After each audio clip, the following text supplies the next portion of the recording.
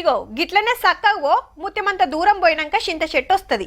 అది దాటంగానే ఎడమ బందుకు పోతే మళ్ళీ ట్రాన్స్ఫారం వస్తుంది. అక్కడ కుడి బాజుకు తిరిగితే ఓ యాపి చెట్టు వస్తుంది. దానికి ఎదురుంగన ఇంటికి పక్కిల్లే అని ఊర్లల్లా గిట్లా చెప్తుంటారు అడ్రస్లు. పట్నంలో అడిగితే ఎవ్వరు బిజీ ఆలదాయే. గందుకే గూగుల్ అమ్మని నమ్ముకుంటారు. సేమ్ గీడసుత గదే ఫాలో అయినరు గుడోళ్ళు.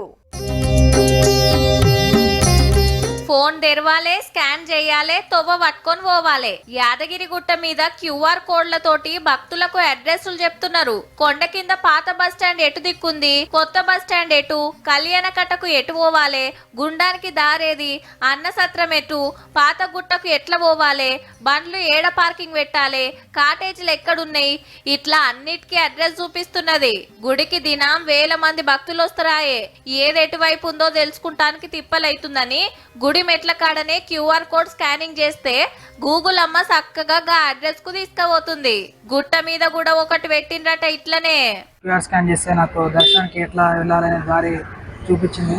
దాని ద్వారా నేను ఈజీగా టెంపుల్ పైకి వెళ్ళిపోయినాను. ఇంతకుముందు ఇట్లే కన్ఫ్యూజ్ అయినా క్యూఆర్ కోడ్ పెట్టినాక స్కాన్ చేసుకుంటే ఏ ప్రాంతానికి వెళ్ళాలన్నా ఈజీగా వెళ్ళగలుగుతున్నా. ఇక్కడ దర్శనం చేసుకున్న తర్వాత కిందికి ఎట్లా పోవాలంటే వేరే వాళ్ళని అడగకుండా ఇక్కడ స్కానర్లు పెట్టారు. తెలియని వాళ్ళు ఉంటారు కదా, వాళ్ళకి ఈజీ ప్రాసెస్ ఉంటుంది కింది పోవడానికి.